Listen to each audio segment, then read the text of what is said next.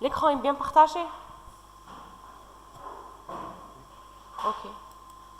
Alors, pour le premier exercice concernant les classes abstraites. Donc, dans un établissement d'enseignement, on trouve trois sortes de personnes. Donc, on trouve des administratifs représentés par la catégorie secrétaire, des enseignants et des étudiants.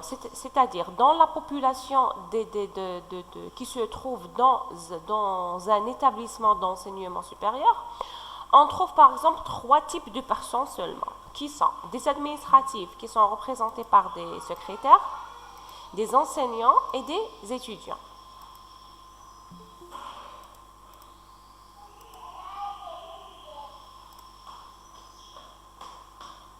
Donc, chaque personne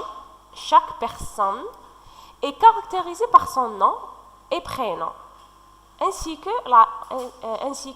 l'adresse qui est définie par rue et ville. C'est-à-dire quoi? Chaque personne est caractérisée par nom, prénom, rue et ville.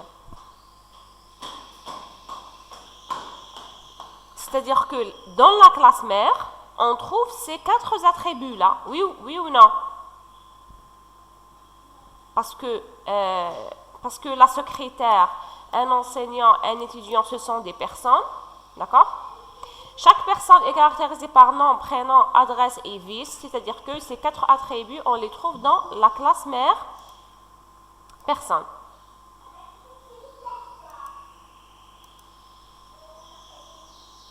Donc, ces quatre champs-là sont des attributs privés et communs à toutes les personnes. Communs à toutes les personnes, c'est-à-dire qu'on les trouve dans la classe mère. On peut représenter une personne suivant un schéma UML comme indiqué sur la figure. Donc, comme nous avons déjà vu en cours, voici la conception en utilisant UML. Donc, UML, c'est un langage de modélisation orienté objet. On représente chaque classe par un rectangle qui est constitué par trois parties. Donc, dans la première partie, on trouve le nom de la classe. Dans la deuxième partie, on trouve la liste des attributs ainsi que les constants. Et dans la troisième partie, on trouve la liste des méthodes. Donc, chaque attribut et chaque méthode possède un certain... Je m'excuse un instant.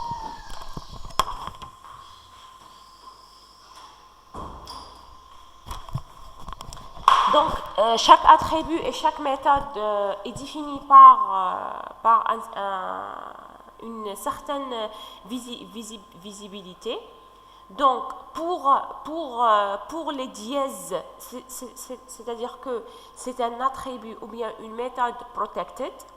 Pour l'attribut moins, c'est-à-dire que c'est un élément privé. Pour l'attribut plus, c'est-à-dire que c'est un élément public.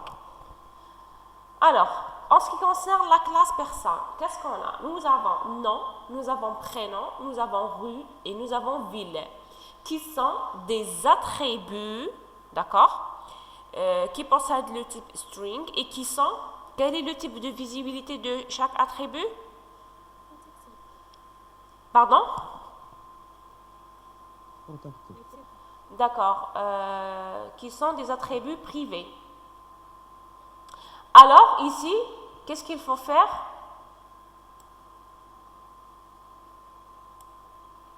Regardez. Oui, donc il faut changer ici ce signe-là. Parce que regardez ici, qui sont des attributs privés. Donc ici, j'ai mentionné que ce sont... attendez, je vais faire le programme.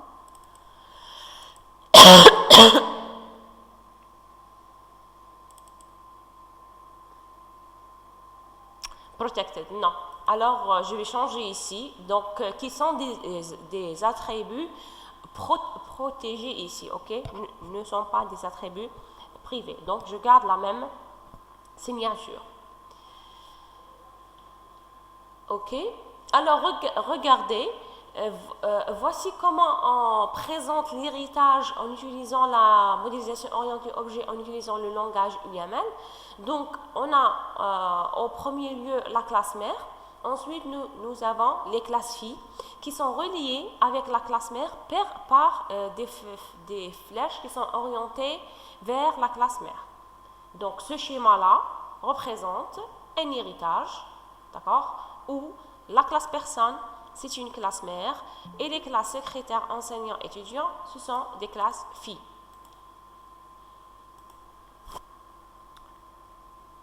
Alors, les attributs d'instance. Les attributs d'instance, les variables d'instance, c'est-à-dire la liste des attributs de la classe personne sont le nom, le prénom, la rue et la ville. C'est-à-dire que ces 4 attributs représentent les variables d'instance de la classe personne. Nombre personne est une variable de classe, donc elle est statique. Ça veut dire quoi une variable de classe?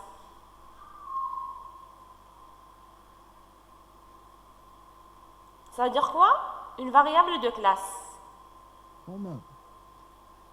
ماشي كوما معناتها نخدموا بها au niveau de la classe. كيما خدمنا في le TP précédent, on a utilisé par exemple la variable nombre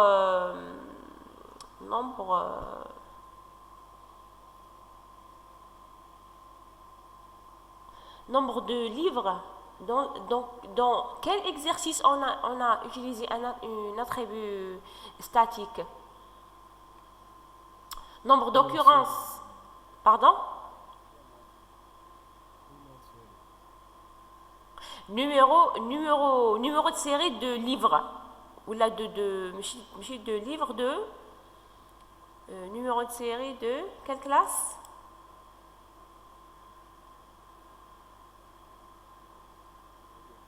Média. Voilà. Donc, numéro de série de médias. Nous avons utilisé une attribut qui est constante, d'accord, et elle est statique. Pourquoi elle est statique? Parce qu'elle est utilisée seulement au niveau de la classe média. Donc c'est un attribut média, d'accord, c'est un attribut de classe, pardon, c'est un attribut de classe. Pourquoi? Parce qu'il sera utilisé seulement au niveau local, au niveau de la classe média. Donc c'est le même principe ici. Nous avons l'attribut nombre personne, d'accord, qui représente un attribut de classe, c'est-à-dire il est statique. Il permet de représenter quoi? Donc, qui comptabilise le nombre de personnes dans l'établissement. Donc, c'est le même principe, c'est un compteur, d'accord, qui permet de compter le nombre de personnes dans un établissement. Et les statiques, c'est-à-dire il sera utilisé seulement dans la classe personne. Est-ce que c'est clair en ce qui concerne les attributs statiques? C'est-à-dire que cet attribut-là sera manipulé ou bien incrémenté ou bien utilisé seulement dans la classe personne. Donc nous avons nom, prénom, rue, ville qui sont communs dans toutes les classes filles, d'accord? Et nous avons MB personne, c'est un attribut de type statique, c'est-à-dire il est réservé seulement dans la classe personne. Il permet de compter le nombre de personnes dans un établissement. Alors, on définit les méthodes publiques suivantes dans la classe personne. Alors, on a terminé par la liste des attributs, d'accord? Maintenant, on passe à la liste des méthodes. Alors, dans l'exercice, il vous demande de construire le constructeur personne qui possède comme liste d'arguments nom, prénom, rue et ville, créer et initialiser un objet de type personne. C'est-à-dire que nous avons la méthode personne, donc bien sûr c'est un constructeur qui contient 4 arguments qui sont nom, prénom, rue et ville, qui permet de créer un objet de type personne. Nous avons aussi la méthode toString. Donc toString, quelle méthode? Très bien. Donc toString, c'est une méthode de classe object, oui. Donc ici, à ce niveau-là, on va faire quoi? À notre niveau, on va redéfinir, si vous voulez, oui, donc on va redéfinir la méthode toString de la classe Object. Donc toString, c'est une méthode de la classe Object. Elle permet d'afficher quoi? La référence. D'accord. Donc dans la classe Abstract, donc cette classe utilise la méthode toString afin d'afficher au premier lieu le nom de la classe de l'objet désiré, c'est-à-dire si je suis dans un programme et je veux savoir le type d'un objet quelconque. Donc je vais utiliser la méthode toString. toString permet d'afficher le type de l'objet, d'accord, ainsi que son adresse mémoire de cet objet-là. C'est-à-dire toString au niveau de la classe Object permet d'afficher le type d'un objet ainsi que son adresse mémoire. À un autre niveau, on va redéfinir cette méthode-là, donc pour fournir une chaîne de caractères correspondant aux caractéristiques d'une personne, c'est-à-dire on va utiliser toString pour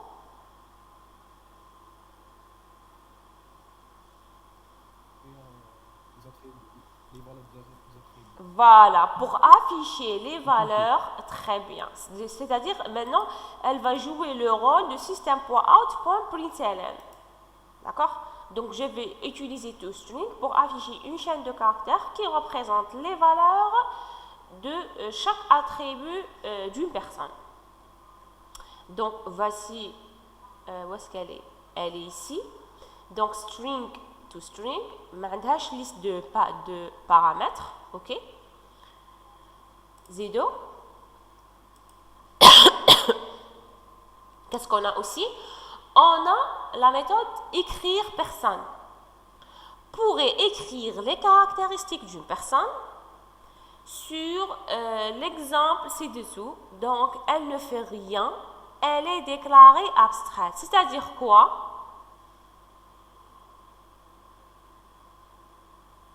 Donc, c'est une méthode?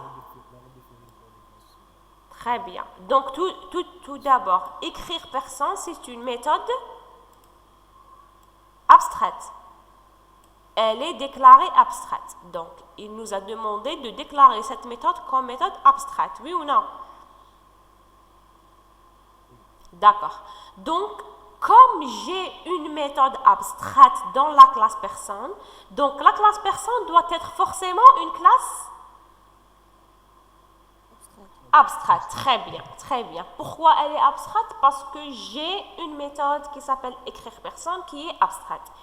Si j'aurais au moins une méthode abstraite, donc la classe est abstraite. D'accord? Donc, abstract, écrire personne. Maintenant, pour la méthode MB personne, je reviens s'il vous plaît un instant.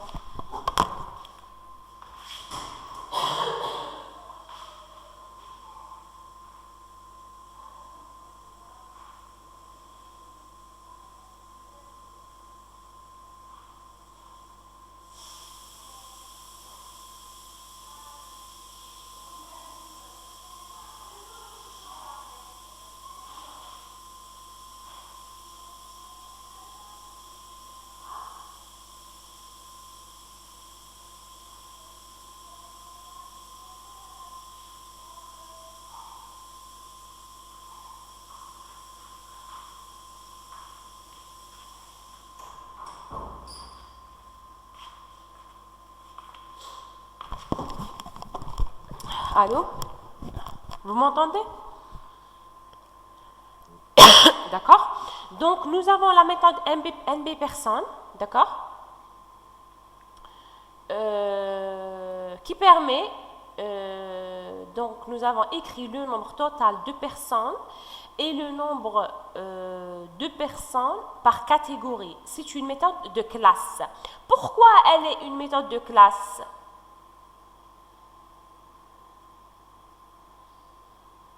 Pourquoi elle est définie comme une méthode de classe?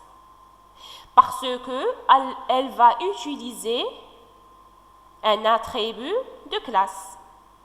Donc forcément, elle est une méthode de classe, c'est-à-dire elle sera utilisée localement au niveau de la classe personne. Pourquoi elle est statique? Parce qu'elle utilise un compteur qui est statique. Oui ou non? Ok. Qu'est-ce qu'on a aussi? La méthode modifie personne, d'accord? Donc, qui possède comme argument rue et ville, donc deux chaînes de caractères. Modifier l'adresse d'une personne et appelle la méthode écrire personne pour vérifier que la modification a bien été faite. Donc, modifier personne permet de modifier l'adresse d'une personne donnée. Donc, on a terminé avec la classe personne. Maintenant, pour nos classes qui héritent depuis la classe personne, donc qu'est-ce qu'on a? Nous avons secrétaire. Donc, c'est-à-dire une classe fille qui hérite de personnes. Donc, en plus de ses attributs numéro bureau et nombre de secrétaires, donc la classe secrétaire est définie par nom, prénom, rue, ville. C'est-à-dire que chaque secrétaire possède nom, prénom, rue, ville, numéro bureau et nombre de secrétaires. Même chose pour les enseignants. Chaque enseignant possède nom, prénom, rue, ville, ainsi que spécialité et nombre enseignant. Chaque étudiant possède nom, prénom, rue, ville, diplôme en cours et nombre étudiant. D'accord? Maintenant, pour cet attribut, ne sera pas hérité. Pourquoi? Parce qu'il est déclaré statique, donc c'est un attribut de classe personne. Pour les méthodes, dans secrétaire, nous avons un constructeur qui s'appelle ce secrétaire. Nous avons la liste des arguments, donc nom, prénom, rue, ville, numéro bureau. D'accord? En ce qui concerne nombre secrétaire, toujours il est statique. La même chose pour nombre enseignant, il est statique. Et la même chose pour nombre étudiant, il est statique. C'est-à-dire, ils seront utilisés localement dans leur propre classe. Nous avons la méthode ici, regardez, string to string. C'est-à-dire quoi? To string. C'est-à-dire, je vais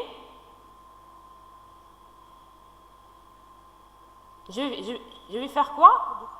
Redéfinir la méthode toString qui a été déjà définie dans la classe personne. D'accord? Donc pour nous, on va redéfinir la méthode toString de personne. Écrire personne, on va faire quoi? Redéfinir. Ok.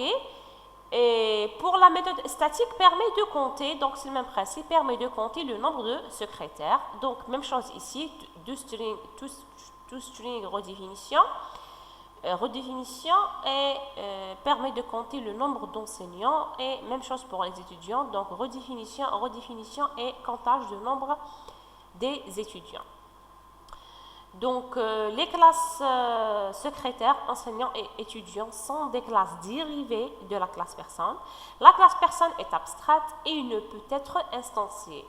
Donc, comme nous avons déjà vu en cours, si j'ai une classe abstraite, donc je ne peux pas instancier cette classe-là. C'est-à-dire, je ne peux pas créer des objets de type personne. Est-ce que c'est clair en ce qui concerne les classes abstraites? Donc, je ne peux pas créer des objets de type personne. Alors, passons à la première question. Qu'est-ce qu'on a? Donc, implémenter les classes, c'est dessus. Lesquelles? Quelles sont les classes que je dois les implémenter? Personne, secrétaire, enseignant, Très bien, très bien. Donc, les 4 classes.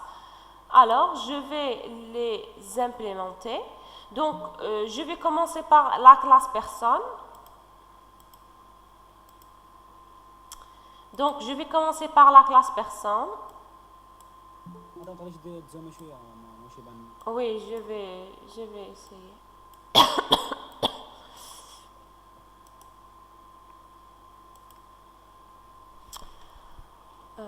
Alors, comme ça, et normalement, comme ça marche là.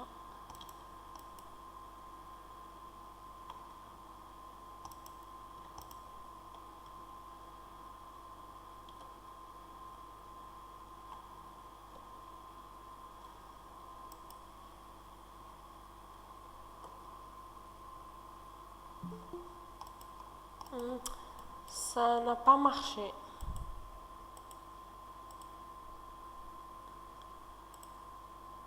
N'est pas lisible. هي معظم بعيده.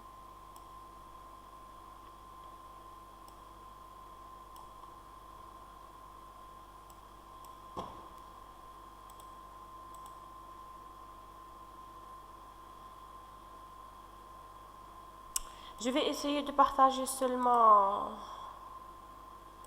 Eclipse et on verra.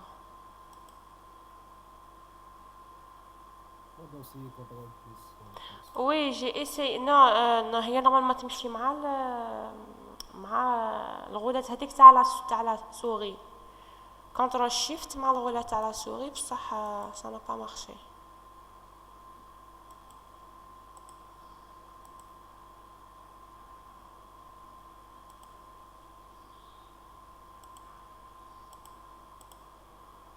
Et comme ça.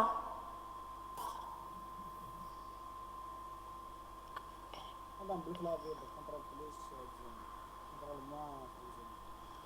Ça n'a pas marché. Non, ça ne marche pas. Ah, ça va? Ça va comme ça? Oui, madame. D'accord. Alors, je vais revenir peut-être.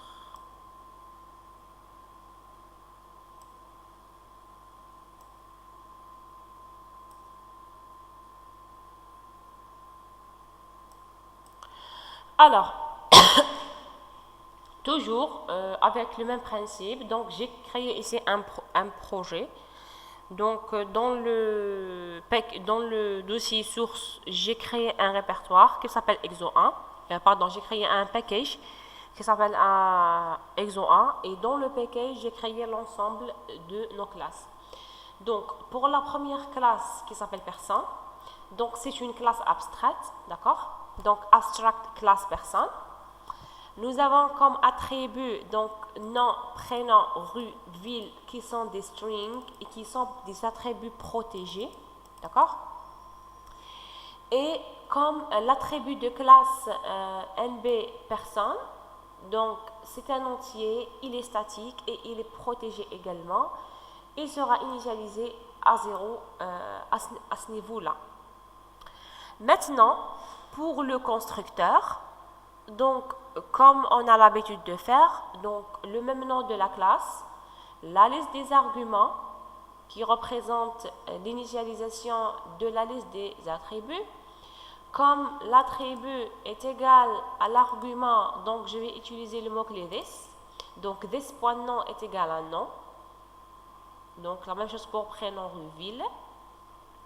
Et comme j'ai initialisé MB personne ici à 0, donc je dois initialiser dans le constructeur. C'est-à-dire, lorsque je vais créer la première personne, donc je vais incrémenter MB personne en 1. Oui. Constructeur modificateur d'accès. Le modificateur ici, public, oui, vous pouvez. Regardez, je n'ai pas mentionné. Oui, vous pouvez, public. Oui, c'est pas faux. D'accord? Donc, quelle est la différence? Dire public ou non?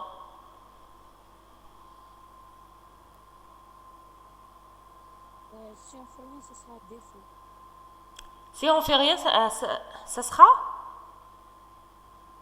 Défaut.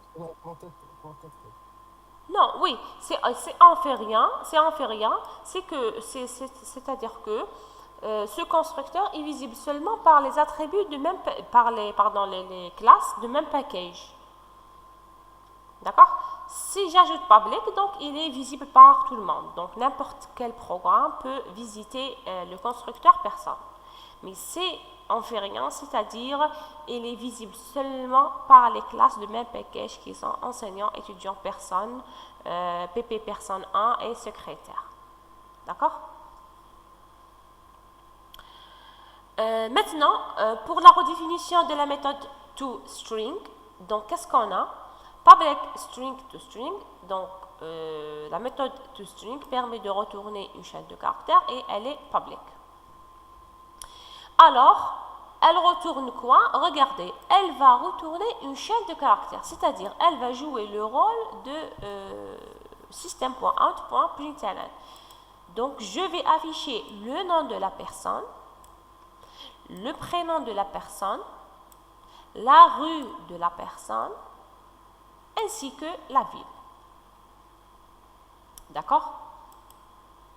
Donc ici, j'ai un vide entre nom, prénom, rue et ville. Donc, voici la redéfinition de la méthode toString au niveau de la classe personne.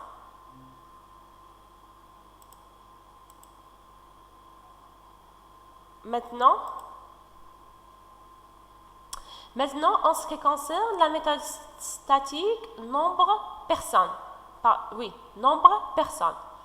Donc, je vais utiliser system.out.println afin d'afficher les personnes. Donc, qu'est-ce qu'on a? Nombre d'employés. Je vais afficher quelle valeur?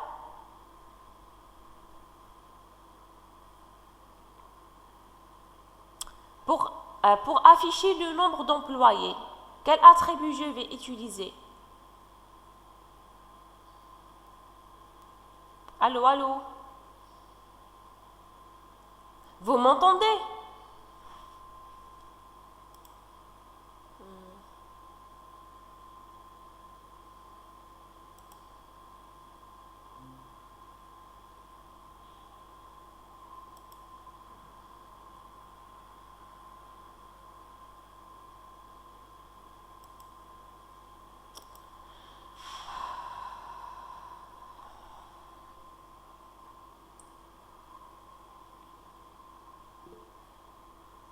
Allô, vous m'entendez?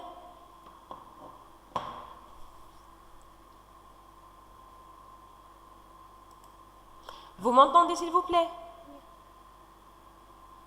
Oui, oui, oui. Oui, d'accord. Donc, il y a une coupure de connexion. Alors, je suis à ce niveau-là. Donc, c'est bon pour toString كنتو هنايا. D'accord, oui.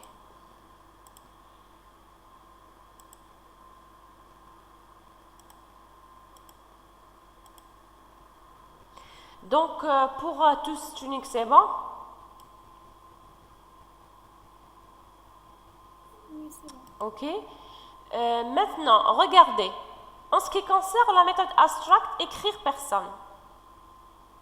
Alors, pour définir les méthodes abstractes dans la classe abstract, donc, où je connais le cours, qu'est-ce qu'il faut faire? Comment on définit les méthodes abstractes? Donc, très bien, très bien. Donc, on donne seulement la signature de méthode. Donc, regardez ici, on n'a pas de corps de programme dans la méthode écrire personne. Donc, cette méthode-là sera redéfinie, d'accord, dans les classes filles. Donc, nous avons la méthode écrire personne, qui est une méthode abstracte et qui ne retourne rien. Donc, elle permet d'afficher des personnes. Alors, en ce qui concerne nombre de personnes, je vais afficher le nombre de personnes. Pour afficher le nombre de personnes, quel attribut je dois utiliser? Nombre de personnes statique. Très bien. Donc, c'est l'attribut statique de la classe personne. Donc, regardez. Donc, MB personne. D'accord? Pour afficher nombre de secrétaires, quel attribut je vais... Classe statique. Très bien, très bien. Donc, ici, mon attribut... attendez, je vais partager l'intégralité de l'écran.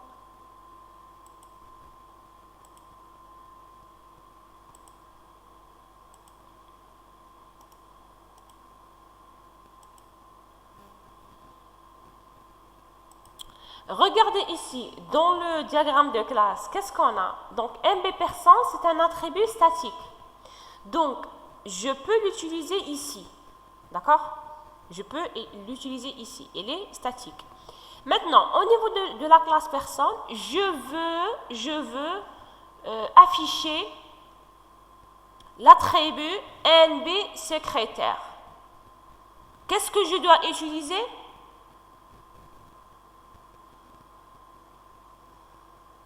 Qu'est-ce que je dois utiliser? La méthode statique. Est-ce que vous m'entendez? Allô? Vous êtes... Donc ici, pour afficher le nombre de personnes, pour afficher le nombre d'employés, pour afficher le nombre d'employés, je vais utiliser l'attribut statique NB personne. D'accord? Donc, il est statique et je suis dans la classe personne, donc je peux l'utiliser tel qu'il est. OK.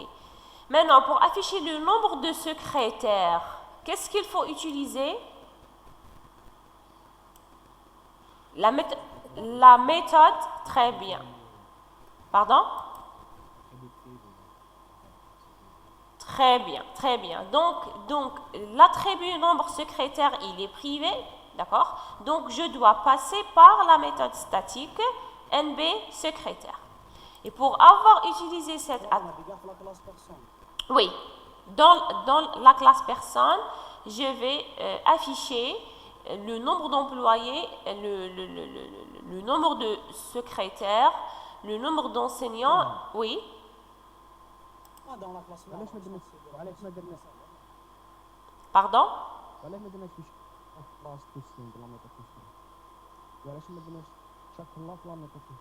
Oui, كاين to string dans chaque classe. Oui, elle existe.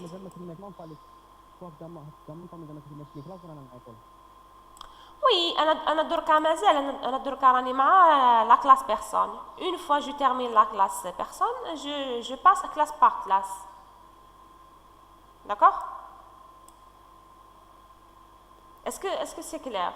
Je suis avec la classe personne. OK. Alors, en ce qui concerne la méthode modifier personne, elle permet de modifier l'adresse d'une personne. Donc, je prends comme paramètre la nouvelle classe, la nouvelle adresse, c'est-à-dire la nouvelle rue et la nouvelle ville, et je change la rue et la ville courante de personnes par les nouvelles coordonnées. Alors, donc, on a terminé avec la première classe personne. Je passe à la classe secrétaire.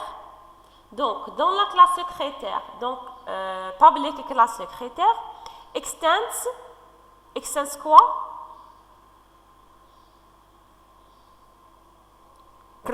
Très bien. Donc, la classe secrétaire va hériter de la classe personne. Qu'est-ce qu'on a comme attribut dans la classe secrétaire? Nous avons le numéro de bureau. Oui, non, nous avons le numéro de bureau et le nombre de secrétaires, qui est un attribut statique. En plus de nom, prénom, rue et ville qui sont hérités par la classe personne. Donc, la même chose. Donc, regardez, un constructeur, d'accord? Qu'est-ce qu'il faut faire pour initialiser nom, prénom, rue, ville de la secrétaire? Qu'est-ce qu'il faut faire? Constructeur de la classe. Donc, je vais appeler le constructeur de la classe personne à l'aide du mot-clé super, d'accord? Et je vais donner mes valeurs, nom, prénom, rue, ville. Ensuite, je vais compléter l'attribut numéro bureau, l'initialisation, et je vais incrémenter mon compteur statique, nombre secrétaire. Je vais redéfinir également la méthode toString, d'accord? Alors, pour afficher les renseignements d'une secrétaire, qu'est-ce qu'il faut faire?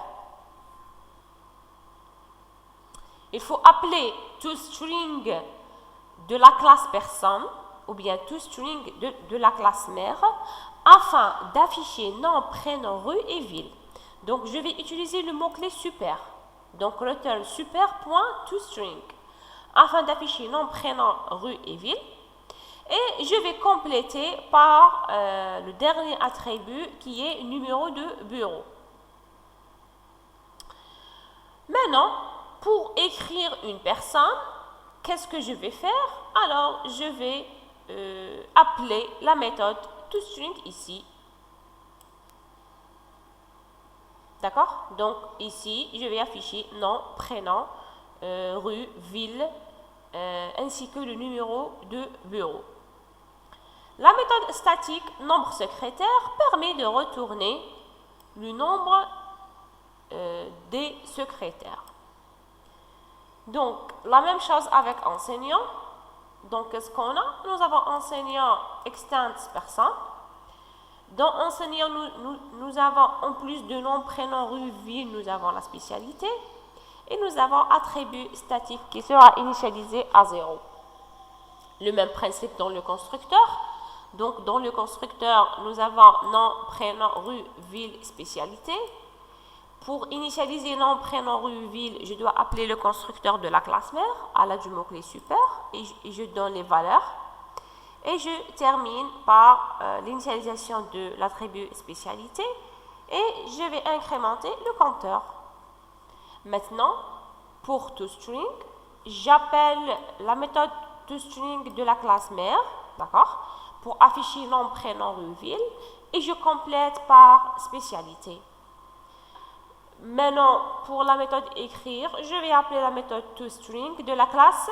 Quelle classe? Quelle méthode sera appelée ici? Non. كيفاش personne? Quelle méthode sera appelée ici? Enseignant, oui. Donc ici, je vais utiliser la méthode enseignant de la classe enseignant. Même principe ici. Dans secrétaire, je vais appeler la méthode toString de la même classe. D'accord?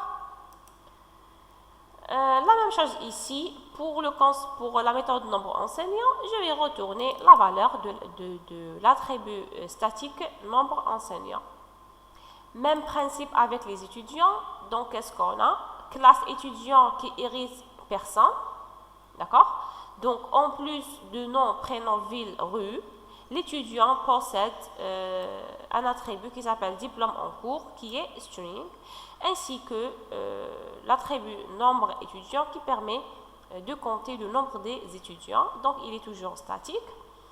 La même chose pour le constructeur, nous avons nom, prénom, rue, ville, d'accord, qui seront hérités depuis la classe personne. Et je vais compléter l'initialisation du dernier attribut par la valeur qui se trouve ici dans le constructeur. Et j'incrémente bien sûr le compteur de nombre étudiants. Même chose pour toString.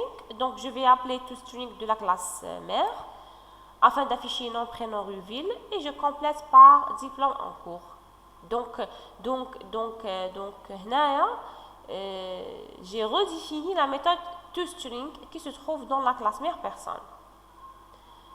La méthode écrire personne va appeler la méthode toString. Donc, quelle méthode sera appelée ici? Quelle méthode sera appelée ici à ce niveau-là? De l'étudiant. Très bien, pour afficher nom, prénom, rue, ville ainsi que diplôme en cours. OK? Pour la méthode diplôme en cours, je vais afficher quoi? Bon, c'est supplémentaire. D'accord? C'est pour afficher diplôme en cours. D'accord? Parce qu'il est private. C'est la méthode get. D'accord? Donc, get diplôme en cours. Je n'ai pas utilisé cette méthode-là. Et la méthode nombre étudiant, d'accord, permet de retourner la valeur l'attribut nombre étudiant qui représente le nombre des étudiants. Alors, est-ce que c'est clair en ce qui concerne l'implémentation des classes? هذا ما فهمتش بيرسون في نومبر بيرسون دخلنا ايتيديون وانسيون مازال ما كان مازال même pas ما وشنو؟ مازال ما خدمناش انت كي ديكلاريتي لا ميثود هذيك اه مازال ما خدمناش هذا كلاس Oui, regardez, qui كونوا مازال ما تخدموش هنايا تجيك مسطرة en rouge. يجيك une erreur. بصح une fois déclaré dans vos classes, c'est bon. Seront considérés. هنايا واش حاب يقول هنا je veux afficher le nombre de personnes. Par exemple, si j'ai 2 étudiants, un enseignant et une secrétaire, ici je vais afficher le nombre d'employés 4, secrétaire 1, enseignant 1 et étudiant 2. C'est-à-dire que dans la classe personne, je fais appel à la méthode nombre enseignant, nombre étudiant et nombre secrétaire. ما فهمتش واش ما فهمتش exact ما فهمتش genre ما j'ai pas compris واش ماكش فاهم. D'accord, donc pour ces méthodes là اذا كانوا ما همش مديفينيين encore راح يجوا مسطرين هنايا en rouge et vous aurez ici une erreur. Ça, une fois les définis dans vos classes qui se trouvent dans le même package, c'est bon. Donc on n'a pas d'erreur, d'accord? Ok. Est-ce qu'il y a d'autres questions en ce qui concerne l'implémentation des classes? Donc ici, on a vu la notion des classes abstraites, de méthodes abstraites, de l'héritage, de redéfinition des méthodes. Voilà. Donc on a vu les concepts. C'est ça, oui. Donc l'héritage, la redéfinition et la notion des classes abstraites. Pardon? Ou chez nous, monsieur? Oui, c'est pas demandé ici. Les getters et les setters qui نخدموا بهم كي نسحقوهم. D'accord? Ici, c'est pas demandé. C'est bon?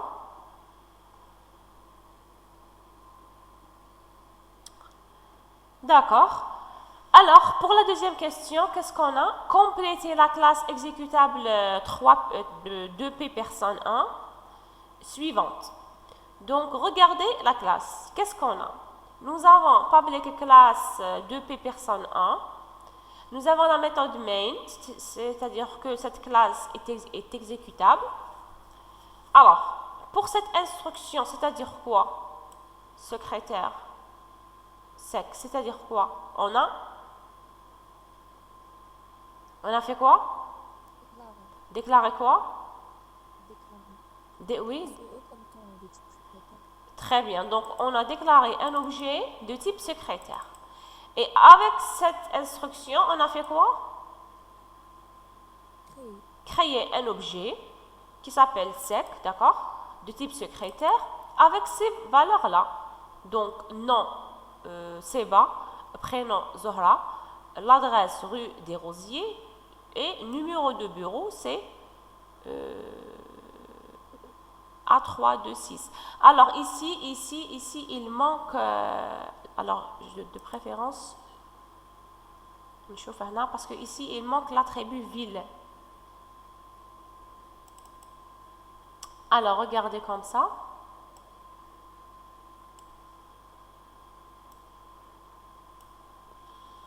Donc, qu'est-ce qu'on a? Secrétaire, donc j'ai déclaré une secrétaire. Maintenant, je viens de créer une secrétaire. Alors, qu'est-ce qu'on a? Nous avons Seba, nom, prénom, ville, rue, ville et numéro de bureau. D'accord? Donc, notre adresse est constituée par deux attributs. Alors, pour cette instruction, c'est-à-dire quoi? Nous avons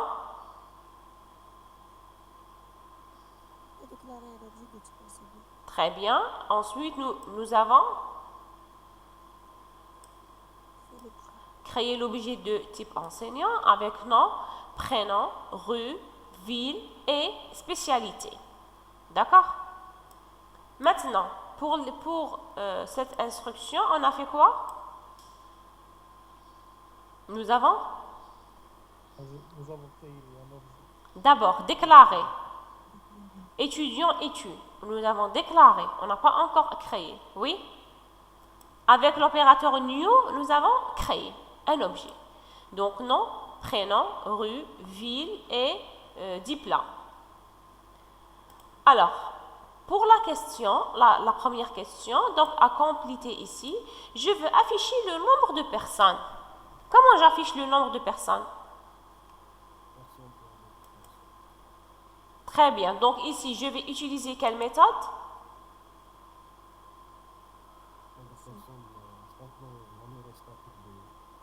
La méthode statique de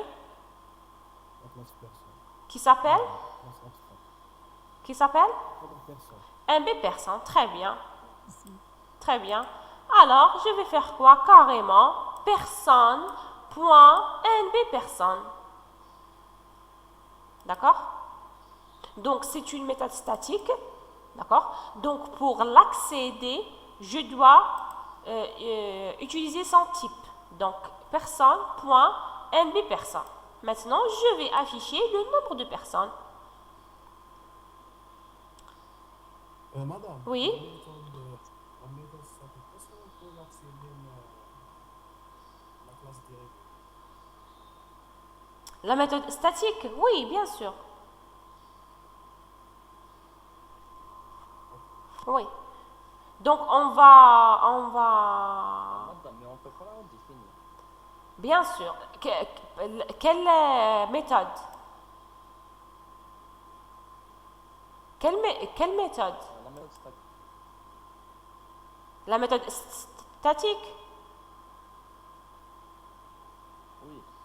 Si, on peut avoir une méthode nombre secrétaire dans la classe secrétaire. Mais bien sûr, ماشي nombre personne. D'accord? C'est-à-dire, je peux avoir une méthode spéciale pour les classes dérivées.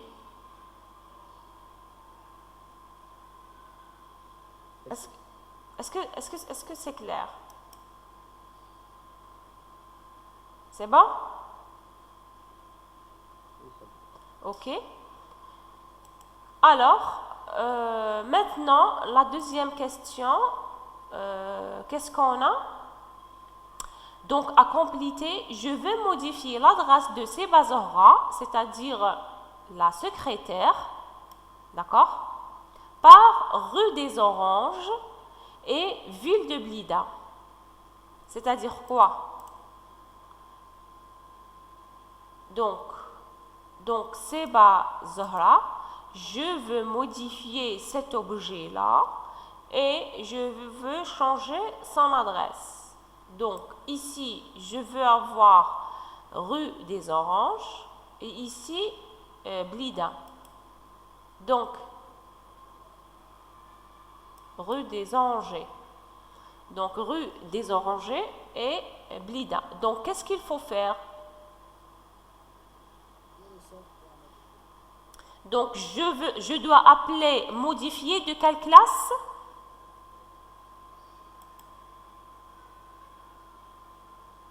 Quel modifier?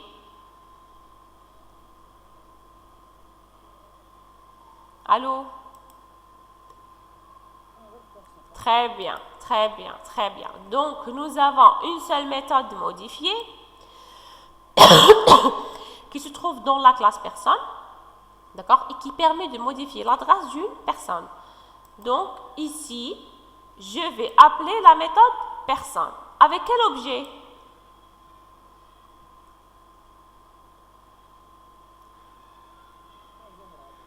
Très bien. Donc c'est l'objet de la classe secrétaire. D'accord. Et je donne la nouvelle rue et la nouvelle ville. Et la nouvelle ville ici. D'accord? pour avoir la modification. Maintenant, modifier l'adresse de Fridi Boualem, donc c'est un enseignant, par rue des Marguerites et ville Qubba. Donc, qu'est-ce qu'il faut faire? Il faut utiliser quelle méthode? Il faut utiliser quelle méthode? La même méthode, modifie personne. Oui, qui permet de modifier la rue et la ville de l'enseignant.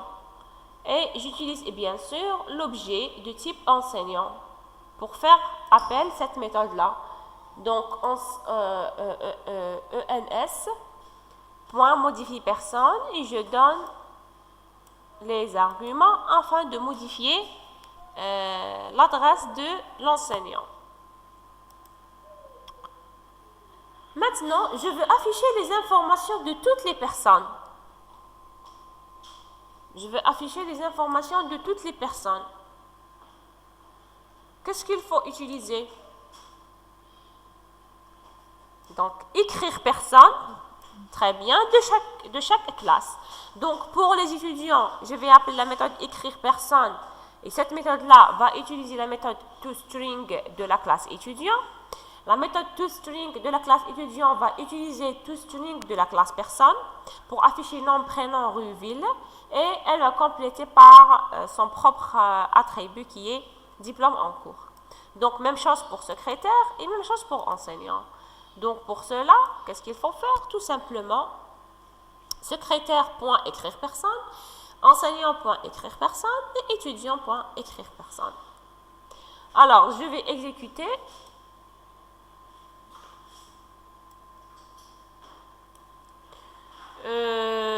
Donc, pour la première question, qu'est-ce qu'on a?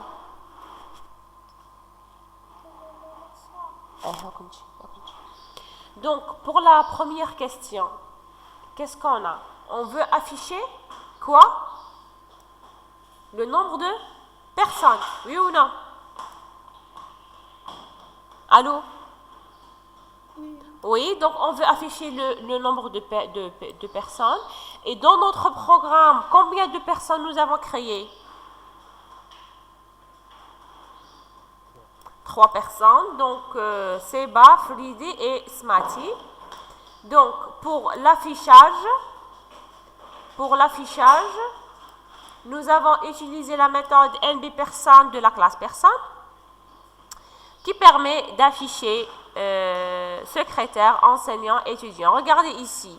Ici, j'ai appelé la méthode MB enseignant de la classe enseignant, MB étudiant de la classe étudiant et MB secrétaire de la classe secrétaire. C'est-à-dire le calcul des secrétaires enseignants et étudiants les classes filles. D'accord? Et au niveau de la classe mère, je vais appeler cette méthode-là afin d'afficher le résultat seulement. D'accord? Donc, le nombre de personnes, c'est 3. D'accord? Le nombre de secrétaires, c'est 1. D'enseignants, 2. Et étudiants, 1. Supposons, par exemple, que je veux ajouter une nouvelle personne. Par exemple, je vais ajouter un étudiant.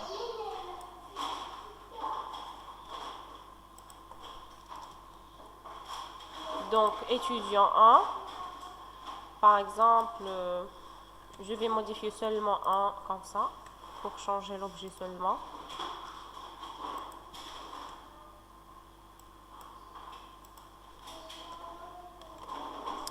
Donc, si je veux exécuter mon programme,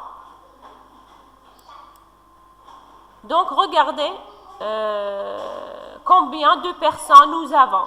Donc, nous avons 4 personnes, une secrétaire, un enseignant et 2 étudiants. D'accord? C'est-à-dire que moi, j'ai créé un étudiant, mais comme un étudiant, c'est une personne, donc le constructeur personne sera utilisé dans la création de l'étudiant. Est-ce que c'est clair?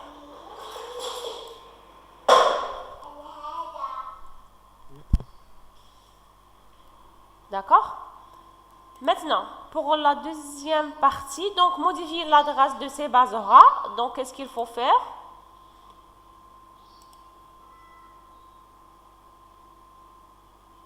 Donc, j'ai appelé la méthode modifie personne, d'accord, de la secrétaire et de l'enseignant. Alors, au début, pour la secrétaire, nous avons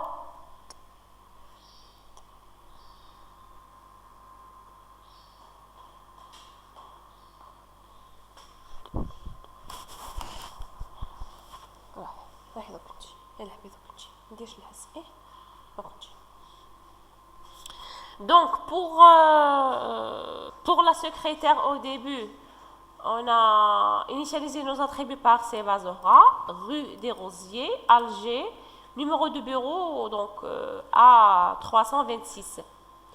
Maintenant, après le changement, on a changé son adresse vers rue des Orangers et Blida, d'accord?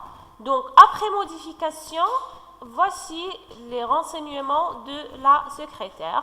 Donc, on a affiché donc Seba Zohra, rue des Orangers et Blida, et voici son numéro de bureau. Donc, quelle méthode a été utilisée pour afficher Seba Zohra, rue des Orangers et Blida? Quelle méthode nous avons utilisée pour afficher ces 4 attributs de la secrétaire? Pardon? Très bien, très bien. Donc, écrire personne qui a utilisé toString de personne. Ensuite, on a complété par le numéro de bureau en utilisant quelle méthode?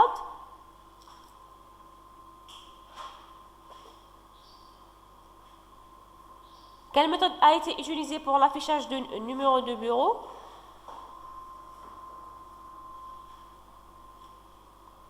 Donc, écrire ou bien toString qui se trouve dans secrétaire, ici. Donc, toString qui se trouve dans secrétaire. Et cette méthode-là a été appelée dans écrire personne qui a été redéfinie dans la classe secrétaire. Donc, même chose pour l'enseignant. Donc, nous avons déclaré un enseignant avec rue des Mimosas, Alger. Ensuite, nous avons changé son adresse vers rue de Marguerite, Kouba. Donc, qu'est-ce qu'on a? Regardez, donc Fridi Boulam, rue de Marguerite, Kouba, spécialité mathématiques. Donc, pour l'étudiant, donc on a affiché seulement le premier étudiant. Donc, on n'a pas affiché le deuxième étudiant. D'accord? Donc, écrire personne. Donc, Smatiriad, rue des Lilas, donc Alger. Diplôme informatique.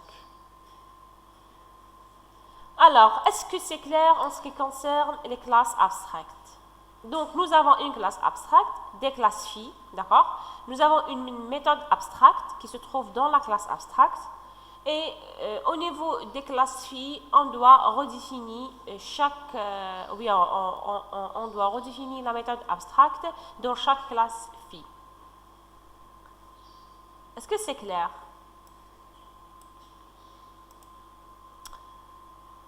Très bien. Donc, voici un deuxième exercice sur les interfaces. Donc c'est la même chose ici. On a une modélisation UML. Regardez la classe A et la classe B. Donc, ce sont deux classes mères. Et la classe AA et la classe BB, ce sont les classes phi respectivement. C'est-à-dire la classe A hérite de A. La classe AA hérite de A. Et la classe BB hérite de B. Donc, dans la classe A, nous avons l'attribut taille et la méthode toString. Dans la classe phi, nous avons l'attribut nom et la redéfinition de toString. Nous avons deux méthodes de la classe AA, donc incrémenté et zoomé. Pour la classe B, nous avons l'attribut numéro, la méthode toString. Dans la classe BB, nous avons, en plus de l'attribut numéro, on trouve l'attribut chaîne. la redéfinition de toString ainsi que la méthode Zoomy de bb. Donc, ces deux classes implémentent quoi? Les classes bb et AA implémentent quoi? Très bien. Donc, implémente l'interface modifiable. Donc, pour représenter une interface, donc c'est la même chose en UML. Donc, le mot de l'interface, la liste des attributs et la liste des méthodes. On ajoute seulement ici interface pour désigner que c'est une interface. Pour les flèches, ce sont, comme vous le voyez, des flèches pointées comme ça vers l'interface. C'est-à-dire ici, nous avons une flèche complète. Mais ici, nous avons une flèche pointée. C'est-à-dire que bb implémente l'interface modifiable et bb, c'est une classe phi de la classe B. Alors, on définit une classe AA qui hérite de la classe A et une autre classe bb qui hérite de la classe B. L'interface modifiable permet de voir les classes AA et bb comme ayant une propriété commune. C'est-à-dire quoi? AA et bb ayant des propriétés communes. Pourquoi? Parce qu'ils vont faire quoi?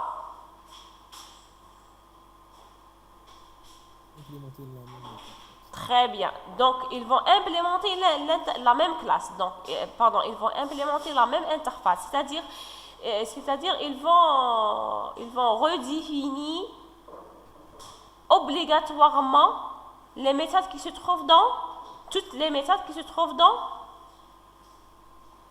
interface. Très bien. Donc, une classe implémente une interface, c'est-à-dire que cette classe va redéfinir ou bien utiliser toutes les méthodes de la classe interface obligatoirement. D'accord? Donc, les classes AA et bb donc, ayant une propriété commune, donc celle d'être modifiable, une interface définit uniquement des constantes et des prototypes ou bien signatures des méthodes. Donc, dans une interface, on trouve seulement des constants, donc on ne trouve pas des variables ici, donc seulement des constants qui sont définis par le mot-clé final. Et on a, voilà, donc sont définis seulement par des constants. Pour les méthodes, donc on trouve seulement les signatures de ces derniers. Alors, la première question, toujours implémenter les classes et l'interface, c'est-à-dire implémenter ou bien programmer ces classes-là. Alors, pour le faire,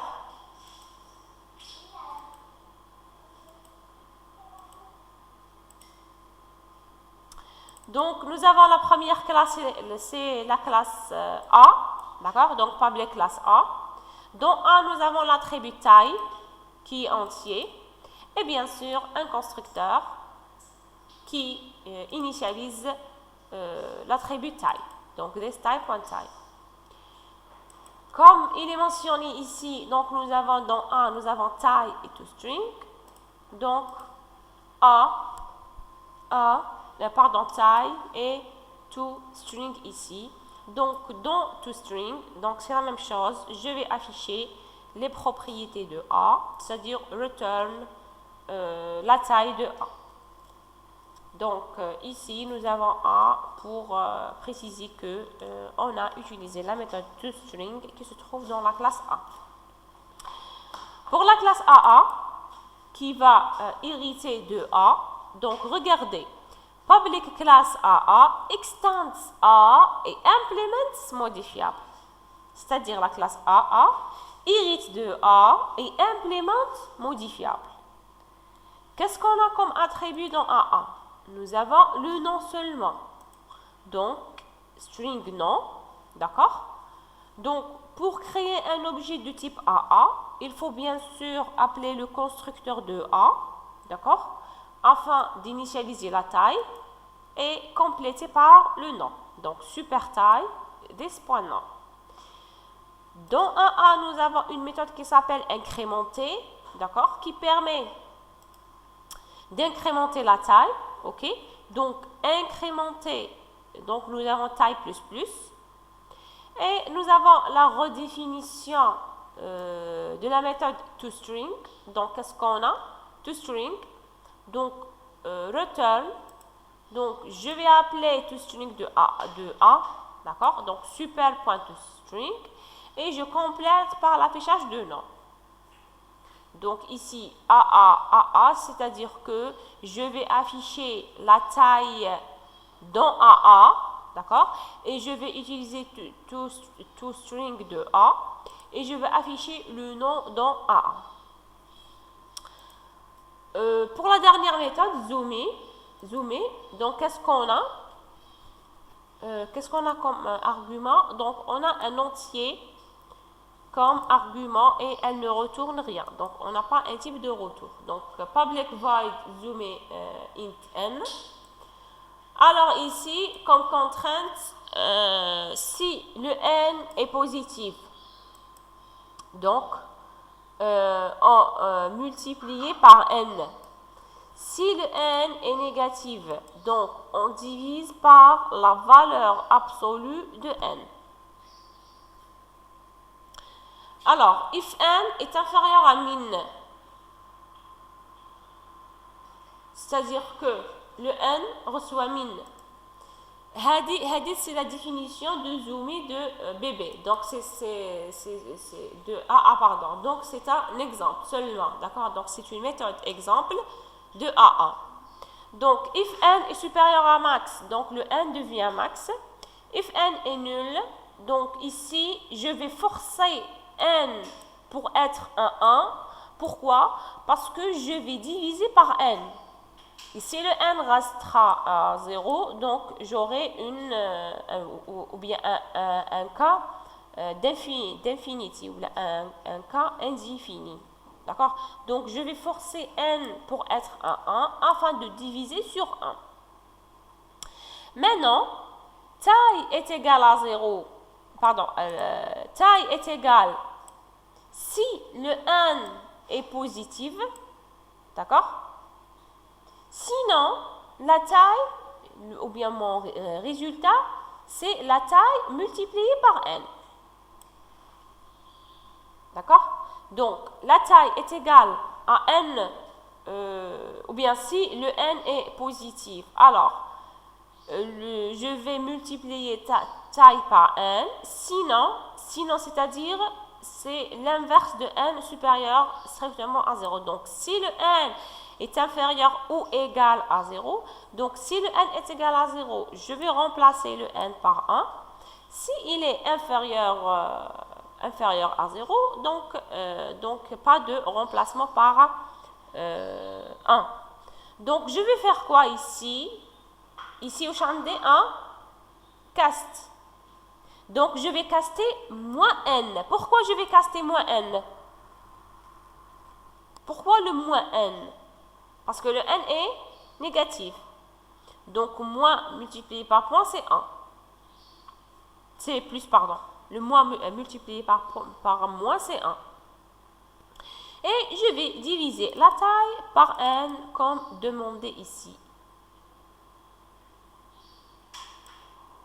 Donc, je dois diviser la taille par n. Ensuite, je vais caster le résultat vers le int. Maintenant, pour la deuxième classe B, donc qu'est-ce qu'on a? Regardez. Donc, dans B, nous avons l'attribut numéro, bien sûr un constructeur, et la méthode toString pour afficher le B. BB va hériter de B et implément modifiable. Nous avons l'attribut chain, donc nous avons chain et nous avons toString et zoomer. Donc, toString, donc d'abord le constructeur BB, nous avons comme argument chain et valeur, d'accord? On va appeler le constructeur de la classe B à l'aide du mot-clé super et on complète par chain. La même chose pour toString, donc qu'est-ce qu'on a? On va appeler toString de B et on termine par chain. Maintenant, pour la méthode Zoomy, donc on va redéfinir la méthode Zoomy de l'interface modifiable. Alors, presque c'est la même méthode, mais ici, si n est positif, donc on va multiplier par 2 fois n. Sinon, si n est négatif, donc on va diviser par 2, multiplié par la valeur absolue de n. Donc ici, la valeur absolue de n, donc c'est-à-dire qu'on va multiplier par... donc ici, on va pas utiliser l'autre cas de moins 1, ou bien de la valeur négative. Alors, pour la classe... Pour la deuxième question, donc c'est bon en ce qui concerne, est-ce que c'est clair en ce qui concerne l'implémentation des classes et d'interfaces? Donc c'est le même principe, oui. La classe interface موري فيها الناس. Ah oui, c'est vrai. Oui, monsieur? T'as pas bien compris quoi? J'ai pas bien compris la méthode de Zoomy, donc c'est une méthode qui se trouve dans l'interface modifiable, d'accord, et qu'il sera, ou bien qu'il sera redéfini dans les deux classes AA et BB qui implémentent cette interface. Maintenant, pour le programme, ou bien pour le code, c'est juste un exemple. Donc, au niveau de la classe AA, par exemple, on veut multiplier la taille par n. Si le n est positif et on veut diviser par la valeur absolue de n si n est négatif. Dans la classe BB, on veut multiplier on veut multiplier la taille par 2 fois n si le n est positif et on veut diviser par 2 multiplié par la valeur absolue si n est négatif. Donc c'est juste un exemple. Donc multiplier taille par 2n et diviser taille par 2n, sachant que le n est en valeur absolue. Alors, comme si if else, cette instruction, c'est comme si if else, d'accord? Donc voici l'exécution du premier bloc. Et voici l'exécution du deuxième bloc, c'est-à-dire que si la condition est correcte, je vais exécuter ce qui se trouve entre point d'interrogation et 2 points. Si la condition est fausse, donc je vais exécuter le else qui se trouve après les 2 points. D'accord? C'est-à-dire que si le numéro est supérieur, ou bien c'est le numéro, donc c'est-à-dire si je suis dans le cas de n est positive, d'accord, donc c'est-à-dire if le n est positif, le numéro est égal à quoi? Est égal à numéro fois 2 fois n. Else, les 2 points, c'est-à-dire else, c'est-à-dire que if le n est inférieur ou égal à 0, c'est-à-dire que le numéro est égal à numéro divisé par moins 2n.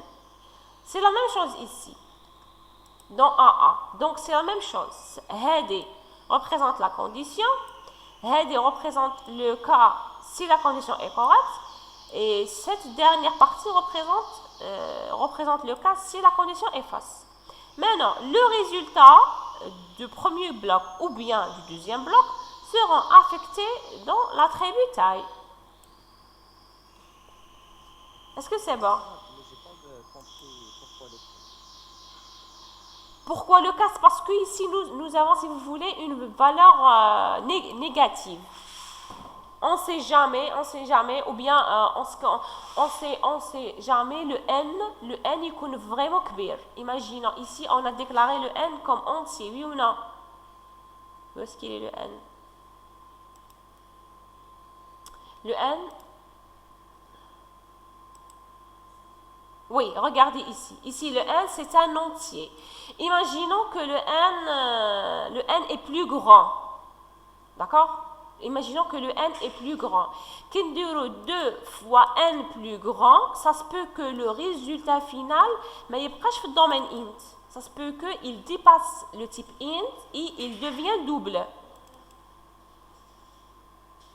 Est-ce que c'est clair? Mais, d'accord, mais une fois on divise le numéro par le résultat, il devient un int. C'est-à-dire que le numéro divisé par le résultat ou bien le résultat de la division, ça rentre dans l'intervalle de type int. C'est bon? Oui, c'est bon. D'accord, ok. Oui, c'est vrai, je n'ai pas présenté l'interface modifiable. Donc, en ce qui concerne l'interface, donc droite serait comme ça, new et interface. Donc, je vais créer une interface, mais chez une classe. Donc, regardez la différence entre les icônes. Donc, j'ai un i ici en violet.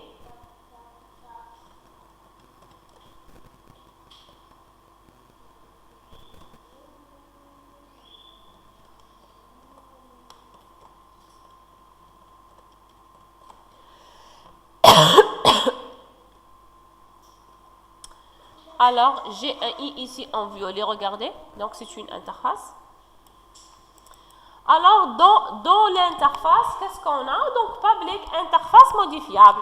Donc, mais chez public classe modifiable. Donc, public interface modifiable. Donc, dans l'interface, qu'est-ce qu'on a? Modifiable.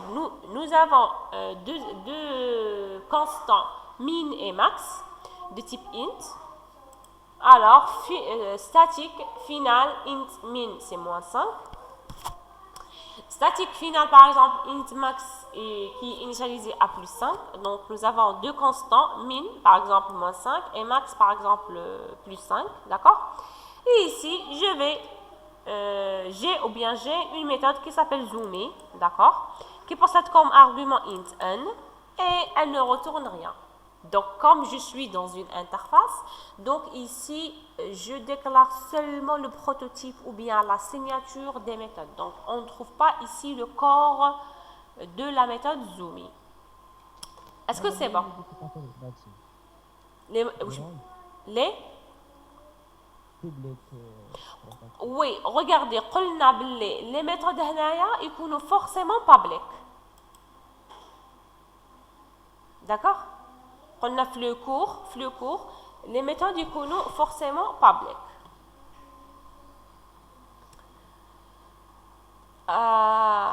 C'est bon. Maintenant, pour la deuxième question, donc est-ce que c'est bon pour la première question, pour l'implémentation? Donc, c'est le même principe, juste ici, au lieu de faire classe modifiable, donc c'est interface modifiable qui possède seulement des constants et des signatures des méthodes. Maintenant, pour la deuxième question, donc compléter la classe exécutable pp interface suivante. Donc, nous avons la classe pp interface qui contient la méthode main. Donc, à compléter, on demande de créer un tableau de type modifiable contenant deux objets de type AA et deux objets de type BB. Donc, un tableau avec 4 objets, c'est-à-dire que public class pp interface, une méthode, c'est-à-dire que je veux créer un tableau, d'accord, de type modifiable qui contient 4 objets. Les deux premiers objets sont de type AA. Les deux premiers objets sont de type AA et les deux derniers objets sont de type BB. Donc, pour créer un objet de type AA, il faut donner nom et taille. Pour créer un objet de type BB, il faut donner chaîne, ici c'est chaîne valeur. D'accord? Donc, on a appelé l'attribut ici comme chaîne. D'accord? Donc, voilà. Alors, nous avons nom et taille. Nom, c'est A1, taille, c'est 10. Nom, c'est A2, taille, c'est 20. Ensuite, chaîne, c'est B1, taille, c'est 30. Et chaîne, c'est B2, taille, c'est 50. Donc, voici la déclaration et l'initialisation ou bien la création d'un objet qui s'appelle tabmob de type modifiable. Alors, maintenant, on vous demande d'afficher le tableau. Donc, après avoir créé et initialisé votre tableau, on vous demande d'afficher le tableau. Donc, pour le faire, donc système.out.println, donc une phrase affichage initial, c'est-à-dire je vais afficher le tableau avec notre initialisation. Nous avons une boucle, donc for int id allant de 0 jusqu'à la taille du tableau, c'est-à-dire i allant de 0 et le i est inférieur strictement à 4, donc je m'arrête dans 3, donc 0, 1, 2, 3, 4 cases. Et je vais utiliser la méthode toString pour chaque objet. C'est-à-dire quoi ici? Ici, on a appliqué quelle notion? Bien, quel paradigme? Quelle méthode toString sera utilisée ici?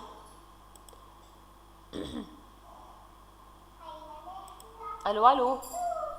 Quelle méthode toString sera appelée ici? On a vu ça en cours et en TP dernier. Très bien. Donc ici, on est dans le polymorphisme, oui ou non? Donc, c'est selon le type d'objet qui se trouve dans la IM case. Si je suis dans un objet qui possède le type AA, donc je vais appeler toString de AA. toString de AA. Si je suis dans une case qui contient un objet de type BB, donc je vais appeler toString de BB. Tout simplement. Donc, c'est selon le type qui se trouve dans la case. S'il s'agit d'un objet de type AA, je vais appeler toString de AA. Si je suis dans un objet de type, bien dans une case de type BB, je vais appeler toString de BB. Donc, c'est bon pour l'affichage. Maintenant, on veut déclencher la méthode zoomer pour les éléments du tableau. Donc, je veux que les objets de type AA sont divisés par 2 et les objets de type BB sont divisés par 4.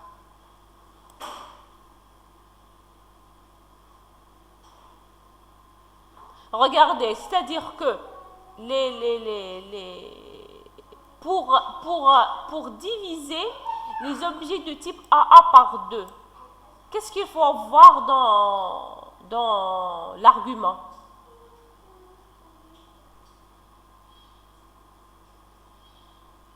Toujours, nous avons moins de 2.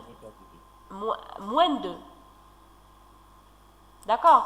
Et si l'objet BB sera divisé, ou bien pour, s'il s'agit d'un objet BB, et si je veux diviser par 4, la même chose, je vais appeler le moins 2. Pourquoi? Parce que ici,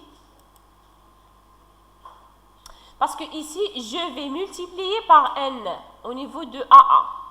D'accord? Si n est positif, je veux multiplier par n. Et si n est négatif, je veux diviser par la valeur absolue de n.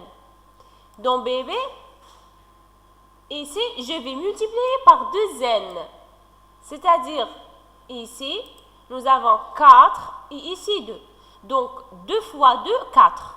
D'accord? Et ici, je vais garder le 2. Maintenant, pourquoi le moins? Parce que j'ai le cas de la valeur absolue. D'accord? Et aussi, j'ai le cas s'il s'agit de positif et s'il s'agit de négatif. Alors, maintenant, après avoir déclenché ou bien appelé la méthode zoomer dans les deux classes, je veux afficher mon tableau, tout simplement. Donc, pour l'affichage, on va utiliser quoi?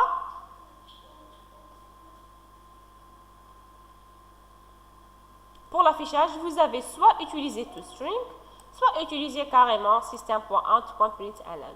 D'accord? Donc, c'est la même chose. On peut utiliser system.out.println et afficher objet par objet ou bien case par case, ou bien utiliser la méthode toString qui permet d'afficher un objet de type AA ou bien BB. Donc, c'est selon le type de la case. Maintenant, si je veux exécuter mon programme, donc regardez qu'est-ce que nous avons utilisé. Pour nous avons créé donc un tableau de 4 éléments. Donc regardez, nous avons 10 AA, nous avons 20 AA, et nous avons 30 bébés, et nous avons 50 bébés. Donc nous avons un tableau de 4 éléments. Donc on a commencé à l'affichage initial ici. Donc à ce niveau-là, on a utilisé la méthode toString. D'accord, donc regardez, s'il s'agit d'un objet de type AA, regardez, j'ai utilisé toString de AA. Elle est mentionnée ici. Donc regardez, dans toString de AA, d'accord, j'ai un AA et j'ai le super de toString. Pour le super, je vais afficher un A seulement. Regardez, je vais afficher un A. C'est-à-dire que pour afficher cette méthode-là, j'ai utilisé toString de AA. Donc, dans toString de AA, j'ai ce AA-là. Regardez comme ça. J'ai 2 points ici. Ensuite, à ce niveau-là, j'ai depuis A jusqu'à 10. Donc ici, je vais utiliser toString de A qui permet d'afficher le A et la taille. Donc la taille, c'est 10 et le A. Ensuite, je vais compléter par AA, c'est-à-dire je suis dans toString de AA, comme ça. Et le nom, c'est petit A1. Donc, ici, j'ai petit A1. Voilà, comme ça. Donc, c'est le même principe pour A, pour le premier élément, deuxième, troisième et quatrième. Maintenant, après la division, donc les AA sont divisés par 2 et les bébés sont divisés par 4. Donc, après la division, je suis à ce niveau-là. Donc, après la division, donc je vais afficher mon tableau. Alors, qu'est-ce qu'on a? Donc, les AA sont divisés par 2. Donc, 10 par 2, c'est 5. 20 par 2, c'est 10. Et les bébés par 4, c'est-à-dire 30 par 4, c'est 7 virgules. Donc, on prend la partie entière. Pourquoi? Parce que les résultats est entier. Donc, je prends seulement la partie entière, c'est 7. Et 50 par 4, c'est 12 virgules, mais je prends seulement la partie entière qui est 12. Donc, la même chose ici. Ici, regardez, je viens d'afficher avec system.out.println, c'est-à-dire je vais afficher carrément le contenu de la classe de la IM case. D'accord? Je peux utiliser la méthode toString pour faire l'affichage. Voilà, on a terminé avec les 2 exercices. Est-ce que vous avez des questions en ce qui concerne les classes abstraites et les interfaces?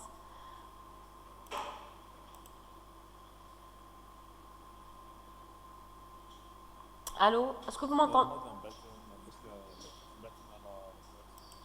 Oui, d'accord. Oui, ok.